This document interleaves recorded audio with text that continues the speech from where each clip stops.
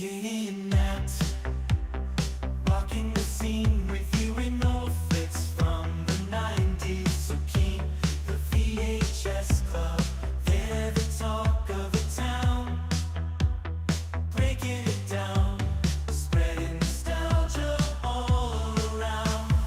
Moving and grooving to the synth-pop sound, their insight is so fresh, painting pictures profound. From Pulp Fiction to Clueless, they know it all. The genuine love for movies stands tall. Unfolding memories on that VHS screen, talking about classics like you've never seen. Katie with her charm, Matt with that wit. Together they make the VHS Club legit.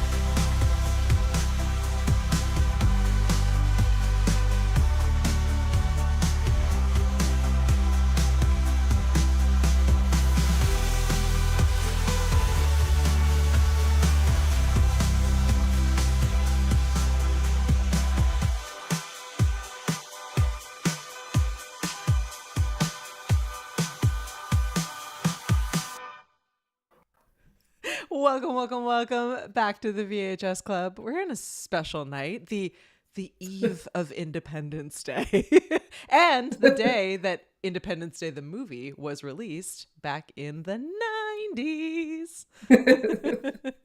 Now it's on location, so you'll have to forgive her, and if she gets really quiet, everyone in our live studio audience can yell at us, and then I will crank her volume or force her to smudge herself as close to the monitor as possible.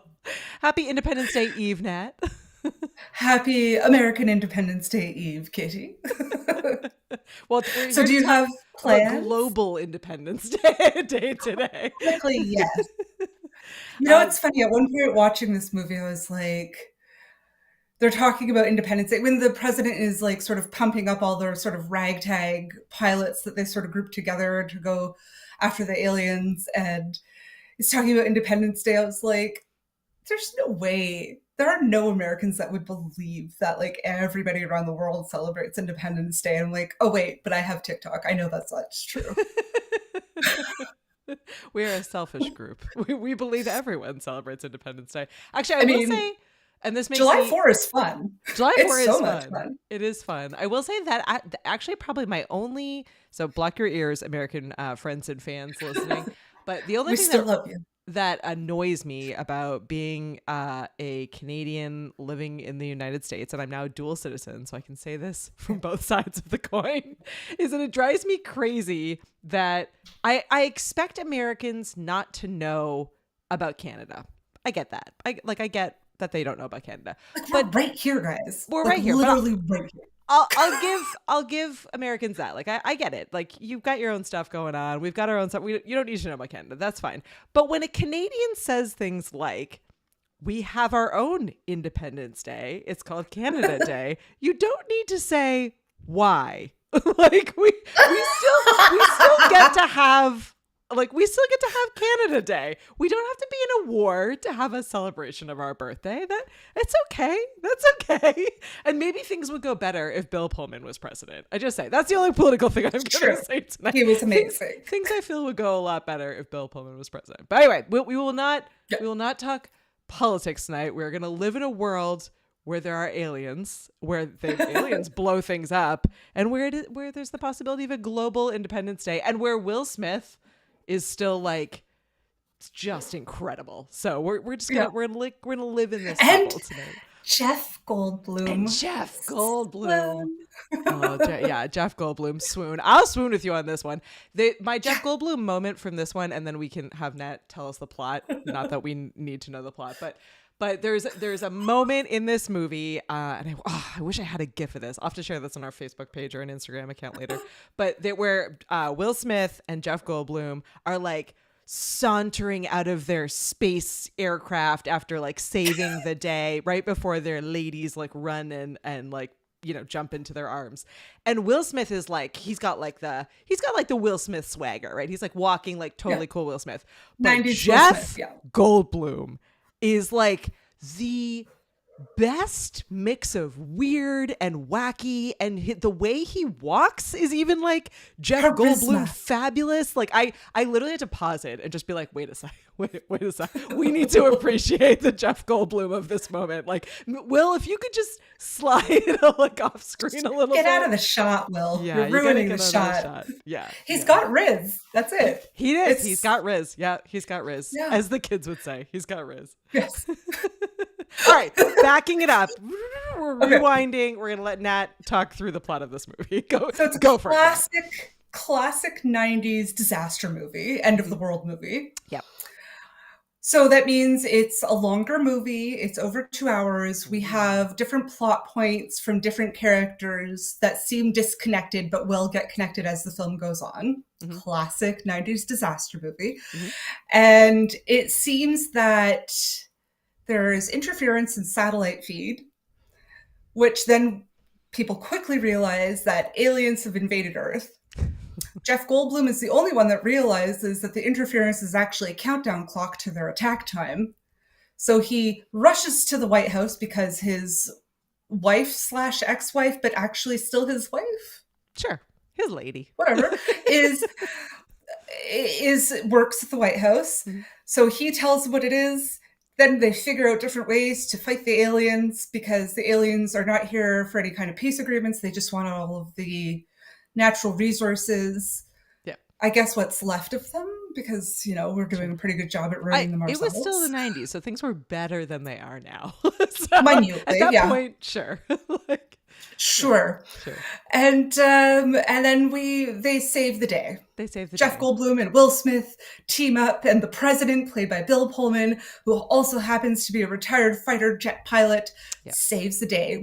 Actually, it's Randy Quaid, really, that saved the day. This is the one movie I think that Randy Quaid has like a redemption arc. Yeah, he has a redemption arc. And he still plays like real life Randy Quaid, where he's like a hot mess disaster, and that's just who Randy Quaid is. But you're right, like he is likable in this one. He pulls it together at the end. He chooses a really bad day to stop drinking, and he saves the day by flying his fighter jet, who the missile has a failure to launch, so he just shoves his fighter jet right at that aircraft. Space aircraft. That space alien aircraft. Tiny puckered hole alien craft. Just before it's about to melt another city.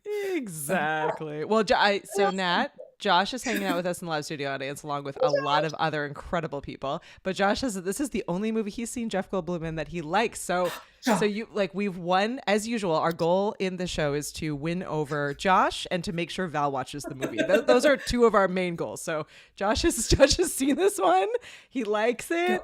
And he likes Jeff Goldblum in it. So we're already winning. So we appreciate that. And I did want to call out, and George can actually give us maybe more details on this. I did read this. So in the movie, Jeff Goldblum is on a Mac computer. So this means a lot to me, because I work for a company that's a Mac software. So deal with all of my favorite Mac people. But I guess Apple really embraced that and did a whole series of ads that incorporated Independence Day, which I think is just iconic when a brand can just pick up on trends or, movies or awesome things that are happening out in the world and just embrace it. I think it's absolutely incredible. So Val has seen this movie lots of times. So we're winning all the way across. It must be because it's Independence Day Eve. So it's a good movie. And I was wondering how the rewatch would go. And then I actually think I enjoy it much more now after, I think it helps that in 2023, the US and several other foreign governments, international governments, confirm that aliens are real, Area 51 is real, that they have biological remains of aliens at Area 51 and a spaceship. Yeah. So feels believable, feels really believable. I'm watching it and I text Katie and I'm like, so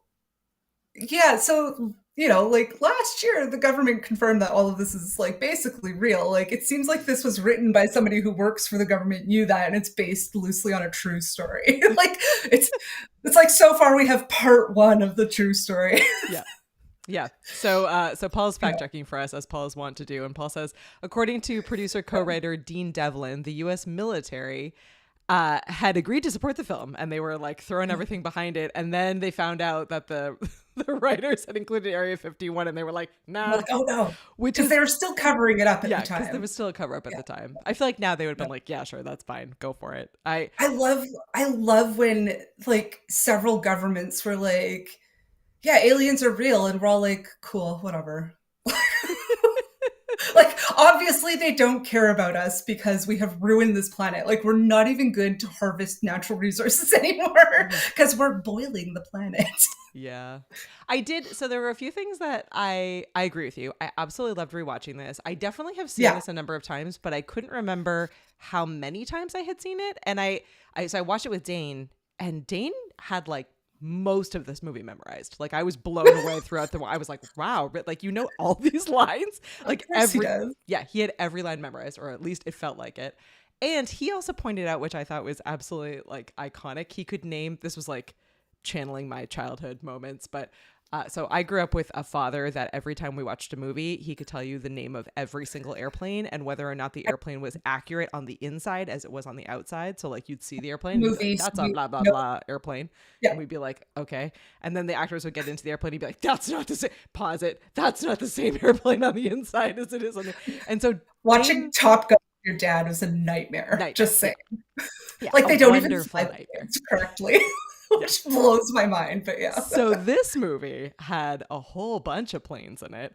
And first fun fact, or maybe I guess second or third fun fact at this point, but all of the fighter jets and military airplanes throughout this movie are actually just like pre-recorded video clips, or like there were no actors were inside any of these planes, but Dane could name all of them, and also like knew lots of details about these airplanes. Was just like, oh, did you know that there were only 19 of the B-2 stealth jets that were in it? And I was like, why?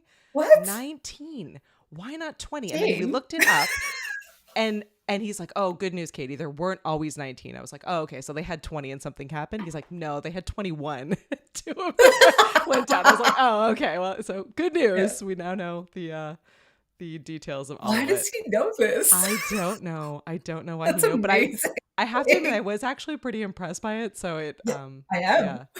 So I love that. And then and this is maybe this whole review is just gonna be like weird things we pointed out about the movie, but I wanted, before I forget later, I want to say these two things. First, I absolutely love that the aliens in this one are like no nonsense. Like they come in, they appear, the spaceship takes up the whole sky. Like it feels like the sky has been blacked out. So it's like that part's pretty creepy. And I think I like that they were just like, oh no, we're counting down. And then they blow up like a lot of stuff. So like they're not messing around. Like there's no more LA. Yeah. California's gone.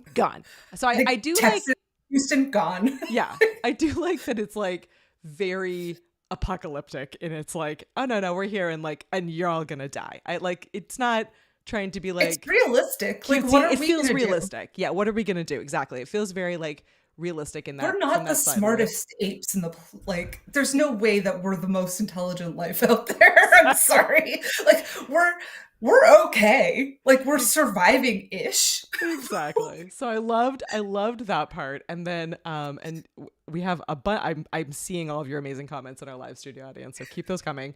But let me know if you are an Arrested Development fan, because this was like the moment for me. So if you watch Arrested Development, the actress there's an actress in Arrested Development who plays a character literally known as Bland Anne. Like she's so boring that people don't even know she's in the scene. That's her nickname. Her name is Anne. Her real name is Mae Whitman, but in the show she's like that boring, and so the whole movie, this Mae Whitman plays the president's daughter. She's like 5 maybe in the movie, and all I could see was bland Anne. Like, she looks bland to me throughout this movie as a child, and it was wonderfully distracting. Like, it made the movie for me, and that I just couldn't help but like how adorable she is, but how much she's still like, she like looks exactly the same as a child as she does as an adult, and I think that's just incredible. So there's always money in the Katie's banana like, oh my god, bland Anne is in this. I'm like, Katie, she's been in a lot of other things. No, but she's like, no, it's just bland Anne. It hit me. It just hit me because of how like adult face, like bland face on like a child. I don't know. It was a lot, but all right. I'm scrolling. I gotta scroll back through because there's been so many wonderful comments. I love that Jake is hanging out with us. There is always money in the banana stand. Welcome to the podcast, Jake. Thanks so much for hanging out. Jake is like into this movie and has seen it a ton of times, which is absolutely incredible. This is like a lot of people's favorite movie, which I think is awesome. Could I tell you my most favorite and most hated moment of this whole movie? Please. That stupid dolphin engagement ring. Same. Dolphin engagement ring. Yeah. Like you work for the U.S. Air Force. And you're gonna get her, like, I know she likes dolphins, but for an engagement ring? No, that's Vivica A. Fox. No, I know she was a stripper technically in this, but she's just providing for her son. There's no shame in that. She's making good money. Yeah. Hey, get her a dolphin ring. Oh my lord, that was right. Like when he shows his friend that, I'm like, no. It's like heart-shaped jewelry. I used to work in a jewelry shop, and every Valentine's Day, men would come in and be like, I want the biggest, like, shiniest, sparkliest heart. I'm like, or how about anything else? No, women don't want heart-shaped jewelry unless it's something they specifically ask you for. Just stay away from it. It's no. Or dolphins. All right. So I would agree. The only thing that probably tied it for like least favorite moment, and maybe this is just me dreadfully overthinking it, but I also really didn't like the fact that, so you have Bill Pullman who's playing the president, and you have Will Smith who's playing like the hotshot fighter pilot guy, and both of them have these like moments where they're like wives, girlfriends, significant others, or just like missing, likely dead. And neither, like, I know that they're in like a moment, it's like the end of the world and whatever else, they're a little busy, but like very little to no reaction. Like they're just like, oh, okay, and then they just continue on. Bill Pullman does kind of redeem this later on when his wife actually dies, and he has like serious emotions. But for the first like little bit where they're like, sir, your wife, we don't know where your wife's plane is, and he's just like, she's missing in action, and he's like, okay, but we have other things to do. Yeah, he has like a very brief moment, and so does Will Smith. So that and the dolphin ring were my least favorite moments of this. So best moment for you, favorite moment in this movie? Is there a favorite moment? I think the banter with Jeff Goldblum and Will Smith when they're in the alien ship, just like that whole time, like when they're taking off together, and like where it's like bumpy, they don't share information, they have bad communication, like that whole little banter. I love that. I think that was probably my favorite. And I have to say, I did tear up when Randy Quaid was like sacrificing himself for everybody to save the world, and that was actually really nice. It was like, oh, Randy Quaid did something good for once. You're not a totally deplorable character as usual. Pour one out for Randy Quaid. Everyone pour one out for Randy Quaid. Yeah. I agree with that. I also love that Vivica Fox was like badass. Yeah. She saves her son and the dog and some of her luggage. Mm-hmm. And a whole like truckload of people. She's like, I've secured this large truck. Get in. We're going. LA is incinerated. Yeah. She somehow survives. Then she finds a truck, hot wires it, saves all the survivors, including the president's wife, and manages to reunite them just before she dies, so he could say goodbye and redeem himself for not caring that his wife went missing in the first place. So distracted to care that his wife I'm was missing. She's probably the most badass character in this whole thing. Yeah, I'd agree with that. No training, and she's doing like survival rescue and and she saved the dog. And I was gonna say, I think my favorite moment, and that was a moment I had forgotten for like a second. So like So Vivica Fox, and she's got her son in the back of the car and the dog, which, by the way, just a pause for a second before I continue. The fact that she, like, Will Smith is like, oh crap, like aliens are here. I need to go like back to, military base and help at work. And they have this like whole discussion. And then he's like, you should come with me. And then she goes to work. Yeah, she goes to pick up her last paycheck. I'm like, and then gets what? talked into working an extra shift. I'm like, I beg your pardon. She goes to work, which is why she's like not with him, and she's in this moment. But then the aliens attack and everything blows up, and there's this moment where it feels like they might kill the dog, and I was like, if you kill this dog, I'm done. No. I will turn this movie off. But they didn't, and it was like this iconic. There's only one movie. No, there's two movies I could think of. Two movies I could think of that kill the dog, and I'm not a fan of either. They don't exist in my Old mind. Yeller and that other one. Yeah, see, Marley as Josh and says, me. the dog leaping into the room during the explosion in the tunnel is epic. It's insane. Yeah. I was like, she had to strip one last time. She did. She had to strip one last time. I mean, she looked great. So she did look great. She did look great. What about? So Jake points out, what about the president's speech? That was a pretty that's iconic very moving. moment. Yeah. Yeah, I actually preferred from Pullman, when he decides to launch the nuke at the alien ship over Houston to see if it would work. Yeah. Because like, if it doesn't work, like Houston is still going to have the black rain. Like they're still going to have the fallout of a nuke. Like that lasts, ask Hiroshima, it lasts like for, at least a century. Yep. So it was a hard decision. And when he gives the order to launch, he's like, may our children forgive us. That, I think, is one of the most powerful lines in the movie. Yeah. Because he knows, he's so conscientious that the impact of this, if they survive the alien invasion, the impact over Houston will be forever. Yeah. This, I will say, I feel like Bill Pullman makes this movie so good. A, makes this movie, and B, makes this movie feel much more believable and heartfelt and real. Like his struggle as the president, as like a father, as a war hero, as a person, like he really does an absolutely fantastic job. And he actually almost didn't make it into this movie. They originally were thinking about Kevin Spacey, who would not have been as good. Oh, God. And so I like Kevin Spacey. That was a visceral reaction. Kevin like, Spacey aside, like I think Kevin Spacey is actually a good actor. I like a lot of his movies as we he was phenomenal, but he wouldn't have pulled off. But he would not have pulled off the humanity. Fighter jet pilot? Yeah. Well, yeah, and fighter jet pilot, honestly. But he wouldn't have pulled off, I don't think, the humanity that Bill Pullman brings to this role. And I do think that that's in many ways, and the moment you just talked about, and the speech, the Independence Day speech, those make this movie really believable and really like sad in a lot of ways. Like they do try. Yeah, like, it's a bit of a tearjerker too. Yeah.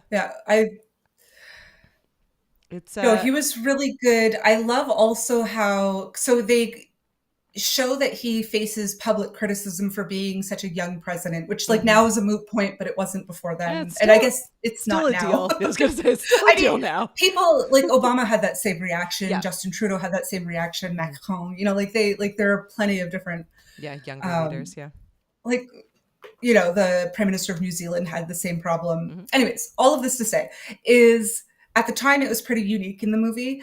And like that youth, how it played well into his role as the president was like when this Secretary of not Defense? State, but like security or whatever, defense. Yeah. The CIA guy, when he was just basically like, you know what, you're fired. Like that. And because he's young and brash, and he's not going to follow all the rules. He's a bit more of a wild card, which is why they don't want somebody young, because they want somebody who's just going to toe the line. And he doesn't. And he's the president of the United States of America. He should have been in a bunker, but he's up there, like, covering Randy Quaid so he could save the day. It's he played it very differently, and it made it more humanistic. Yeah. Whereas we have a tendency to look at like governments who just follow rules and push paper and everything takes forever. So it makes it more hopeful. Yeah. hopeful. Brian Like and John that at somebody Cinema. would step up and have hope. Yeah, Brian and John at Cinema Psychos. Thanks so much for hanging out with us tonight. Says that Bill Pullman is the only man who could pull off the greatest American president and also be the best knockoff of Han Solo. Excuse me. It's true. Which I think is That's really so true. good. Yes, absolutely. Spaceballs. Yeah. Mhm. Such a good movie. Absolutely fantastic. Well, in speaking of Brian, who was on the episode with us last week, I did pull up. I've been now looking for different reviews of movies, and this one is actually unsurprisingly like pretty positive across the board for everything. But I did find this one that is positive, but I thought it was fun. So, Classic Boxing Matches reviewed this one and said the final verdict. Big explosions, aliens, one-liners, aerial dogfights, it's all here. This film is a favorite of mine, but admittedly, the first half of the film is better than the last. I highly recommend it, but if you haven't seen it before, you might struggle looking past the dated CGI. And I wanted to share this one because what I wanted to chat about a little bit here is this movie is actually one of the last of its era and still holds the record for having the most amount of miniature models ever built for it. Yeah. So this movie actually didn't have a lot of CGI, and I think it looked less dated as a result. So I would actually argue with this review. I don't know what you think, Nat. Yeah, you agree? Totally agree. I'm like, is there CGI in this? I didn't really. I mean, I guess there's some lasers. A very minimal amount, but a lot of it were Yeah. like actual explosions and a ton Exactly. of miniatures. Like apparently Like they you had could like see a the plane, like all the fighter jets, like both alien and human. I'm like, what's our race? All right, human. What are we? Like Human. our planes and the alien planes, like you could tell that they were model. Like not, you couldn't tell they were models, but they looked real. They didn't look computer animated. They were not CGI. Yeah. So I actually think it stands up because it doesn't rely so heavily on special effects, like computer animated special effects. Mm-hmm. Yeah, and so Paul has the exact fact as he does, and it says, due to the advances in digital technology since this film's release, most experts believe this record may stand forever. So it is kind of one of the last of its era, which is kind of awesome, all things considered. And given that would have meant it took more time to make and it cost more money to make as a result, because they had to like literally build things and blow them up, and they couldn't screw things up very much. It also did like gangbusters at the box office, both here in the United States as well as internationally. It still holds like a ton of records for international release numbers as well, which is really impressive. So, and launched Will Smith's career. As many people in the chat have been saying, it has a ton of big name actors throughout this movie. You're kind of everybody's always like, in wait, you're in it? Wait, you're in it? Brent Spiner is in it from Star Trek, which really just made me incredibly happy. He did such an amazing job. Harvey Firestein at the beginning, Jeff Goldblum's, I guess, partner or assistant or whatever, my favorite. I wish he wasn't just at the beginning of the movie. I wish he had gone with them. He's so funny. He's just running around and being Harvey Firestein, like not. He was amazing. I gotta call my mother with his whiskey cigarette voice. Yeah, his whiskey cigarette voice is absolutely I love incredible. him. He's so funny. He was so funny. So funny. Yeah, and his father was Hirsch? Yeah. Judd. Judd Hirsch. He's from Taxi and Numbers, the TV show Numbers. Yeah. Yeah. Oh, I mean, a million other things, but Taxi pops off the top of my head, obviously. That was his big. He is absolutely fantastic.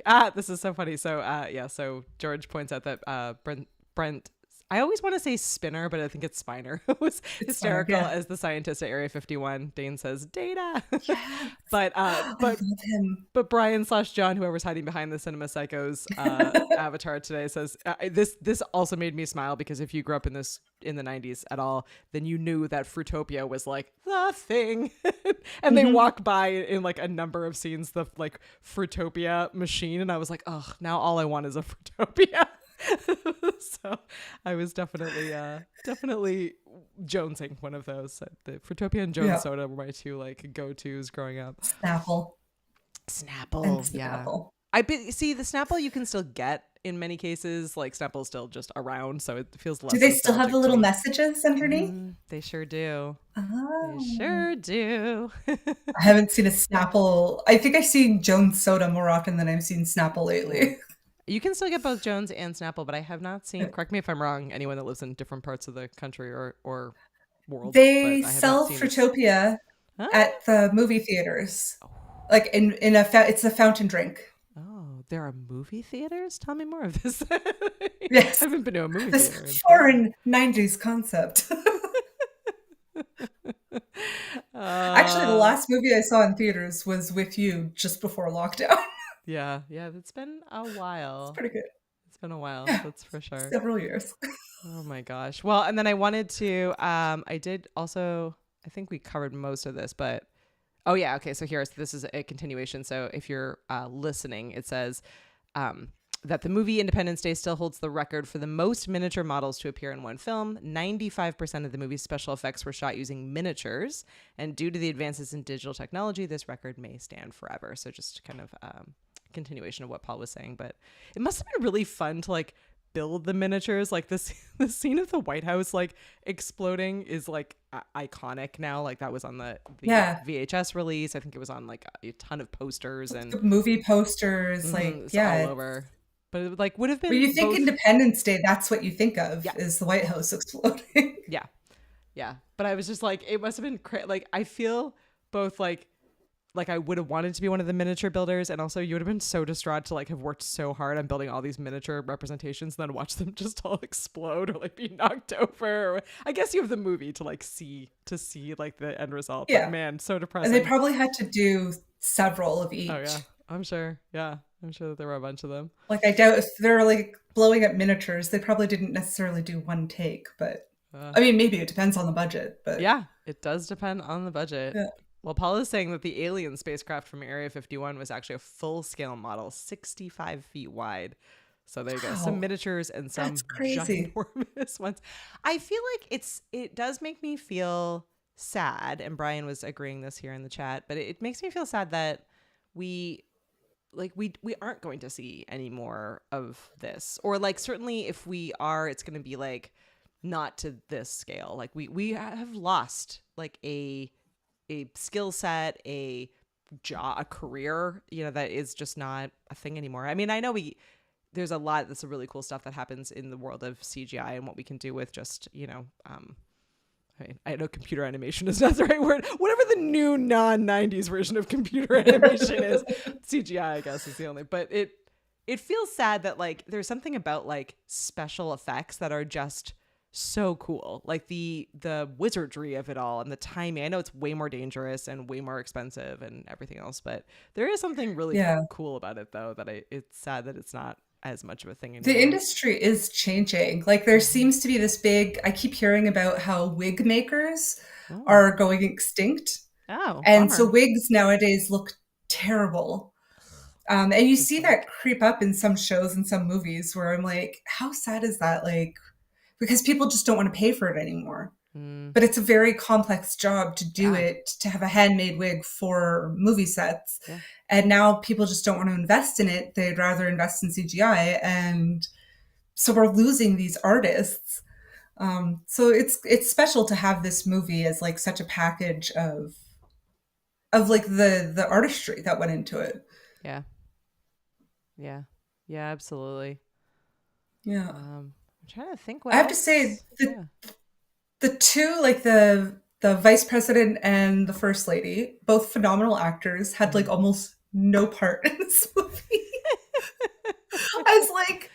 I was all excited and I'm like, oh, that's so cool. And then I'm like, oh no, she just died God. pretty quick. She had like 30 seconds of dialogue. I was Yeah. like, oh man. Yeah. But I mean, that was kind of also the industry at the time. Like, the female characters weren't really important in this kind of movie at the time. And it was a lot more of, the male action hero. Yeah. I mean, it was quirky enough that they had Jeff Goldblum kind of Yeah. become the nerd science / action hero as well, like, so it's like they had their quota of out of pocket things, I guess. It does make me think that like, so there is a shared line between this movie and Jurassic Park. And as I was watching it and just seeing like Jeff Goldblum play Jeff Goldblum in this movie, I'm like, you know what? If anything, like we should all just keep an eye on Jeff Goldblum, because I feel like if when the end of the world comes, Jeff Goldblum will be the first to know. Like in every movie, he's like the guy who's like, hey, maybe we don't make dinosaurs. Feels like a bad move. Like, let's not do that. And like in this one, he's like, hey, no one else see that this is no? Okay, that's fine. Just hang up on me. Like he is like he's the harbinger of death in all these movies where he's like, hey, and no one listens. So yeah, it definitely, he's always, I don't know, he's my favorite. But in response to women in this movie, I will say they are not, certainly I think like hopefully we're coming into a place where we're now seeing more women characters as leads. But I will say that there is something nice about, and we saw this a little with True Lies and some of the other like action movies from this era that we've reviewed, and certainly probably as we get into more of them. But there are like, women didn't have the leading role, but there are some like real badass powerhouse women that are in a lot of these movies. Like you were saying earlier, like Vivica A. Fox is awesome in this. The name is slipping my mind, but the woman who plays Jamie Lee Curtis. No, that name is not slipping. No, the woman who plays the like Jeff Goldblum's wife / ex-wife, etc. She's like a really powerful character. Like she's got like an important job. Yeah. She basically like left him for her job. Like she's like, she's a pretty, like she's respected by the president. Like there's definitely support characters instead of lead characters, but they carry the story in a lot of cases. And certainly like in a lot of these action movies, they, you know, they're not as central as they could be and should be, but they're not invisible either, which is nice. Yeah. It's Margaret Collin is who the actress is. Thank you. She also was in Hackers. Oh, yeah. Is she? Yeah, she's the mom in All Hackers. I could see, and of course Dane was like, I don't think, know if is I she? believe you. No, well, we'll have to look it up. No, I have to check. Can you also check? I think that she's the mother from the newer Miracle on 34th Street, but I could totally be wrong. That was all I saw. She was in First Daughter. She was in Three Men and a Baby. Okay. Is she The Devil's Own. Is she the mother from the new Miracle on 34th Street? I don't know why that was all I could see. If not, she looks a lot like her. She was in Pretty in Pink. We're live fact checking friends on 34th. Yeah, Street. I should just, you know what? I Googled it and I didn't go to IMDb, and that was my first mistake. That was your first mistake. 94. All right, full cast and crew. It's not as good as the original Miracle on 34th Street, obviously. No, it's not at all. But how can you beat Natalie Wood? It's very true. You can't. She's fantastic. No, I'm wrong. Elizabeth Perkins. I'm wrong, you guys. I never claim to be right all the time. Brian is like, you're wrong. It's Elizabeth. In the time it took you to look it up, Brian already has the answer.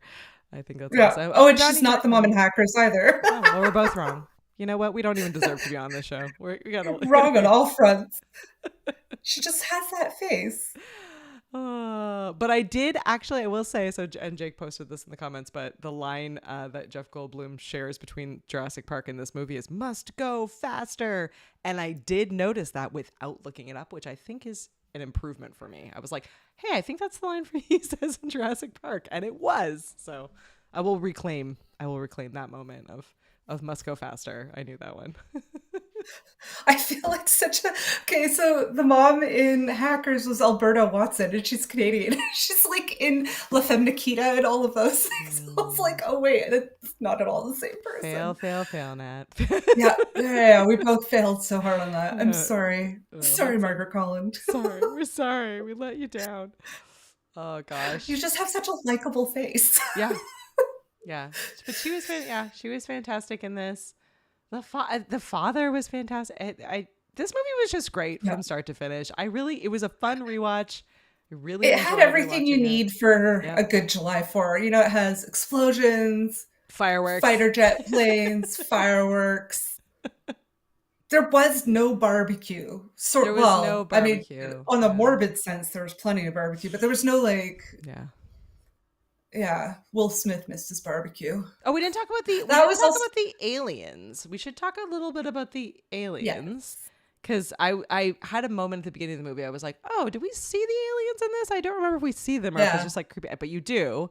And apparently they're like, they couldn't decide between two different styles of aliens. They like drew out or thought conceived of two Yeah. different. So they just used both. So one is like the outer like skeleton whatever of the aliens, and then the other is like the not the outer skeleton, the exoskeleton, the like Yeah. protective Their shell. armor? Yeah, armor. Yeah, and then the other is the actual alien inside, which apparently the slime that you see throughout them, that's just KY jelly, just to make it extra gross for everyone.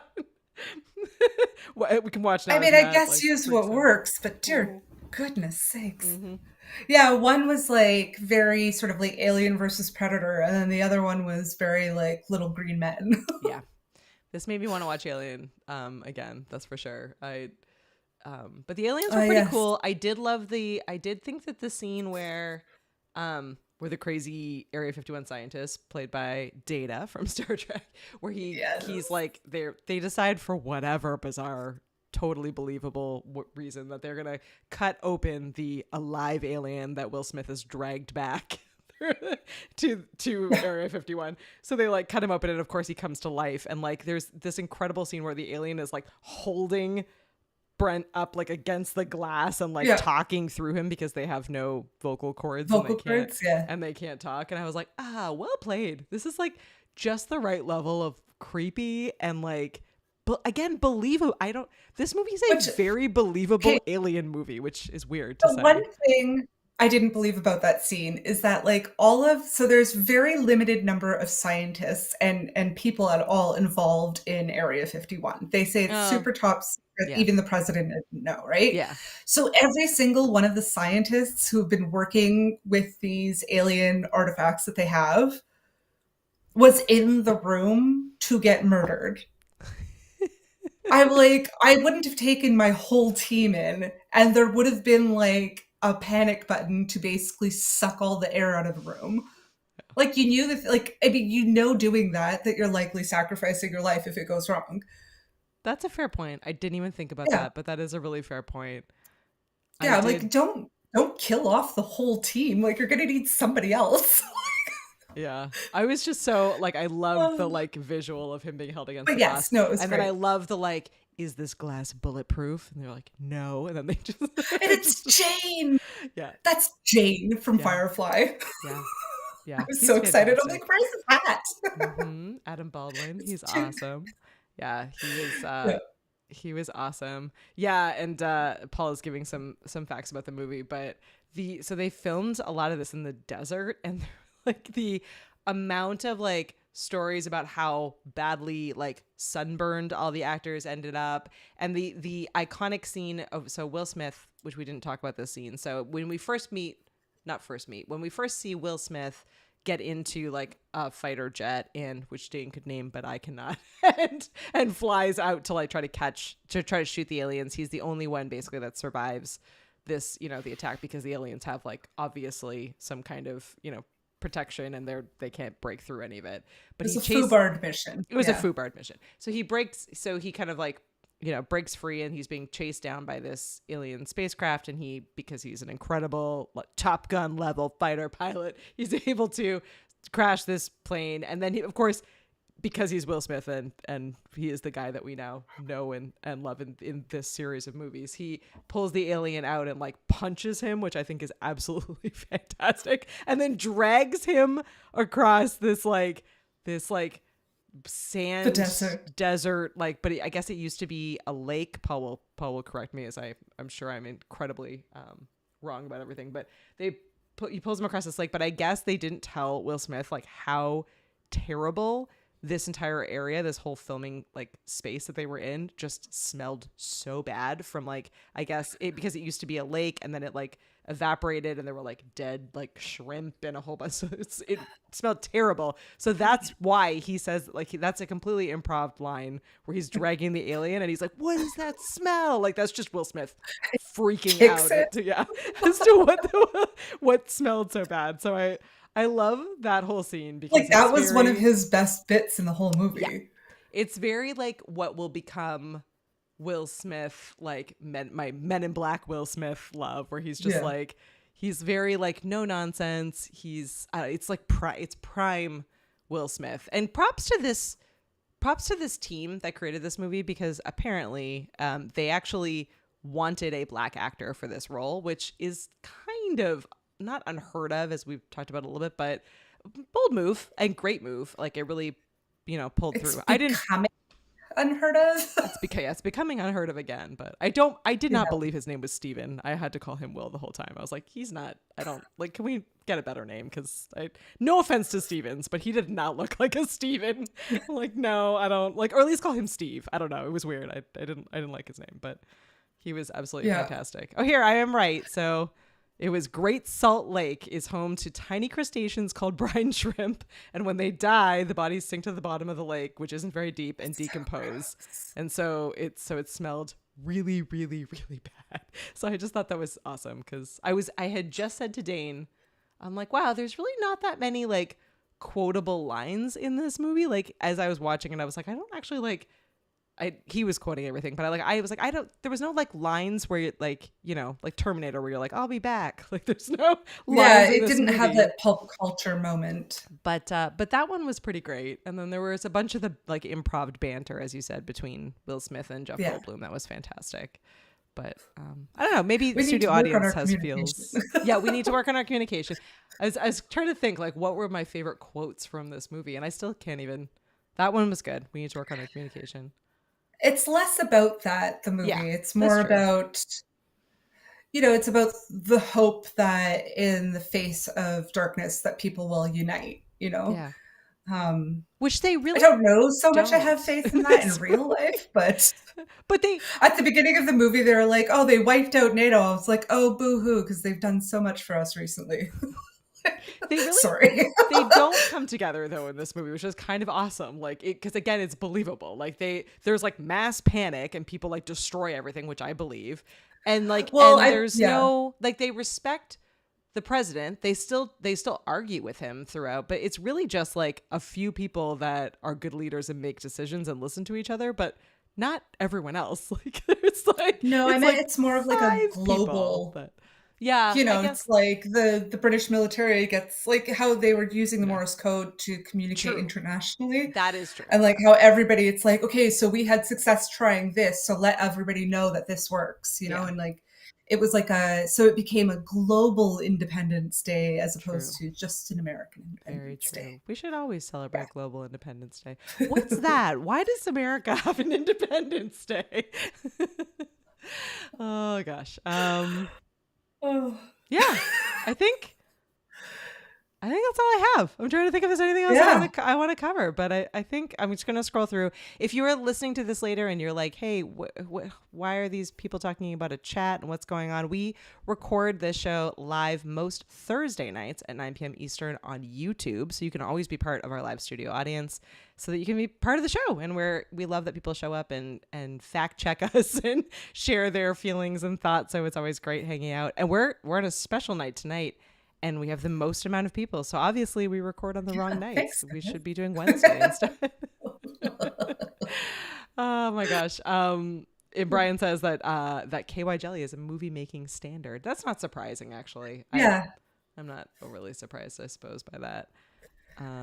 Multi-purpose. I'm just going to double check my notes to see if we're missing any. Oh, you know what we didn't actually talk about? So we can, here, our last few minutes here of the episode is that, so the name of this movie. So I don't know if this was your experience, Nat, but when I went to like find this movie, I don't own this one. So I was looking on streaming services for it. And it came up as ID4. And I was like, ID4? What? Like, I don't, what? No. But I guess that was what they were. So it said Independence Day. And then in brackets, it said ID4. And I was like, weird. But apparently the movie name was Independence Day, they actually had to go through a huge process to get approval for that because one of the other studios owned the rights to that name. And so for the longest time, they were just calling it ID4 among themselves, like back Yeah. Yep. And then it actually was almost called Doomsday and a whole bunch of other really terrible, like vague names, but they did end up pulling off the Independence Day name. So Nice. could have been a really Yeah, there's quite a few different movie. movies with the title Independence Day in it. Yeah. And there's also a sequel to this, which I don't remember it being very watchable. I remember watching it. And it's funny, like watching this one, what Dane had pointed out, which I thought was interesting. He's always like, he loves a post-apocalyptic movie, but he was pointing out, he's like, it would be kind of cool to explore like what humanity does with access to all this technology. Like now that all these planes have literally just like fallen from the sky and been shot down, all these aliens have been killed. Humans then have access, A, have the knowledge that they're not alone, and B, have access to all this technology. Like, what would people do with this? But I don't feel as though that's actually what the second movie explored. I don't remember the second movie, but I don't think that was I was like, that would have been a good plot for the second movie. Like, what do we do with it? I don't remember what the plot was at all. I think Hemsworth was in it. Oh, there we go. I don't know. I couldn't tell you. I can't remember. Not the good acting. Not the good one, but the other one. Anyways. Yeah. So it was almost called Invasion, Sky on Fire, Doomsday, or The End of the World, which, I mean, none of those are like terrible names, but they're not. Yeah. great. I mean, they're all pretty on point. Yeah. And Brian says that watching the sequel will make you long so much for the original because of how bad it truly is. So yeah, okay, we'll just pretend there's no sequel. No one watched the sequel. Yeah, I mean, I saw it and I literally can't remember anything about it. So it obviously wasn't that good. It sucked. Jake says don't watch it. It sucked. Oh my gosh. Well, this has been fun, and I appreciate you jumping on when you're technically on vacation and on location. So huge thanks to your incredible friends who were willing to lend us space and a computer. So thank you for that. Yes. And we have the next few weeks planned out, and we have some really great ones, including Twister, which was actually released the same year as Independence Day. So I'm super excited for that. And Ruthless People still on the schedule. It's coming up. It's at the end of the month. Maybe not. We have to do it. We promised Kathy. What else do we have on the so list? Funny. I'm not even looking. I'm trying to like remember off the top of my head. We have Ferris Bueller, which I'm really excited by. So, Bueller. Yeah, it's gonna be awesome. I love that movie. I have that one memorized. Like automatically I'm like Bueller. The gummy worms. That one's quotable. That one is very quotable. Yeah, so a lot of great ones coming up over the next few weeks. So hopefully everyone will check in and tune in. And if you want to learn more about where we are and what we're up to, you can swing on over to the VHSClubPod.com. We now have Instagram, Facebook, Twitter. We're just going to call it Twitter because we don't believe in updates. Everybody does. Everybody does. Even people on Twitter call it Twitter. Yeah. It's whatever Mark Hamill calls it, basically, is where Twitter is at. Exactly. And YouTube. A lot of fans here of Twister. People are excited for Twister. Yes, I love Twister. So what I'm like... Give me a good Helen Hunt movie any day. Yeah. A, it's Helen Hunt. B, it's Twister. And I'm super excited to rewatch it. And C, we have a special guest joining who is a storm chaser, a podcaster, and a meteorologist who has met Helen Hunt and sat in the car from the movie. So I think we're going to have a lot of really fun questions for her and a lot of... I'm like very excited to ask like weather questions. So I'm sorry if you're like, hey, I want to talk about the movie. I want to talk about the weather. It's gonna be exciting. So yeah, I'm looking forward to that one. No, we'll talk about the movie, but I'm very excited to ask her about. I mean, we got to talk about Dorothy. Yeah. And the cows. Exactly. And the cows. Yeah. Storm Chaser. Jennifer is joining the show. It's going to be so much fun. Yeah. I think that's it. I think we covered everything. All right. We haven't got over to our review though. So if you're still hanging out with us, you've got to drop in how many fireworks, explosions, potatoes, stars you would rate this. Fighter jets. Yeah. Is there a fighter jet emoji? How many fighter jets would you rate this one? This one was tough. As a tourist, I just want to say while people are putting in their thoughts, as a tourist to America, it's a pretend American. You're co-American.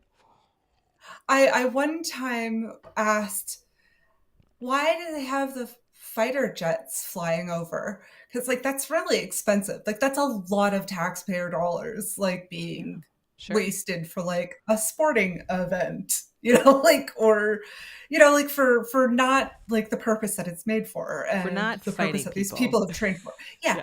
So I was like, that's crazy, because that's not like something that we often do.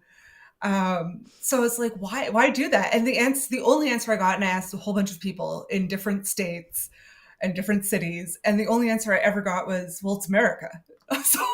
So if anybody else has a better explanation than that, That's all I'm I could so think curious. of. That's all I could think of was like, oh, well, America.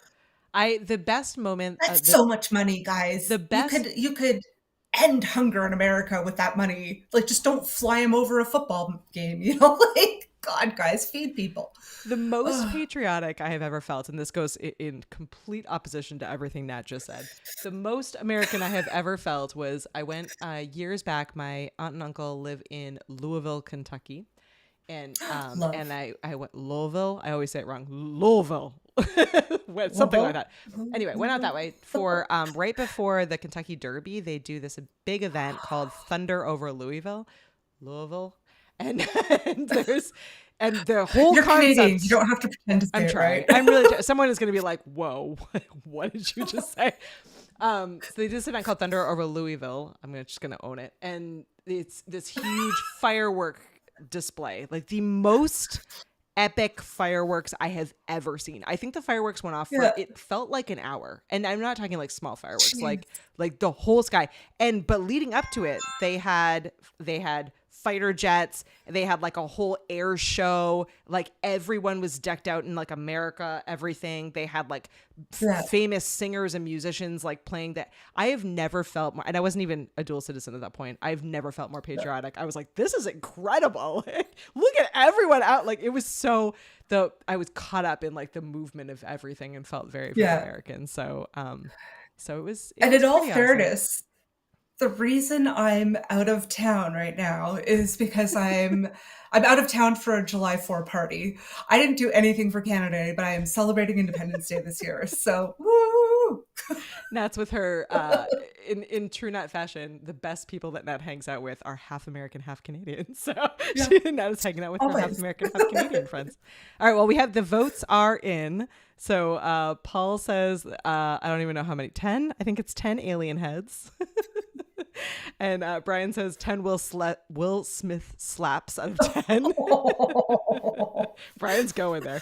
We have 4 Jeff Goldblums for sure. George says alien head to an infinity. Alien head to infinity. Lots of explosions for me. So now I kind of want to change it. I went with 4. I kind of want to. I don't know. I think we should do 5. Should we do 5? I feel like we should do 5. You know what? It's Independence Day. Let's do 5. Happy Independence Day, American friends and family. We're going to go with 5. That's our top rating.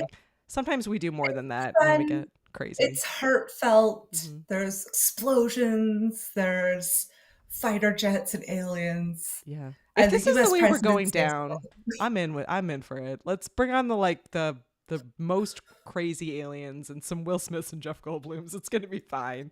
So we'll write it out. Yeah. All amazing. Right. It was a fun rewatch, and I was happy to do it. Perfect. Well, from all of us here at the VHS Club to all of you tater tots watching now, watching later, listening later, we super appreciate you. Hope you have an awesome 4th of July or belated Canada Day, or you're somewhere else in the world and you're very confused as to what all this is about. But thank you for hanging out with us. We checked this box because last year we promised we would do this and then we just didn't. So here we are checking boxes. And we will we'll be back next week. I think next week's the Twister episode. So if not, then I apologize. It's coming up soon. Hang in there for the Twister episode. But the rest of them are going to be equally awesome. But happy 4th from all of us here, and we will see you on Thursday. Have an awesome vacation, Nat. Bye. Thanks, you too. Yeah, Nat.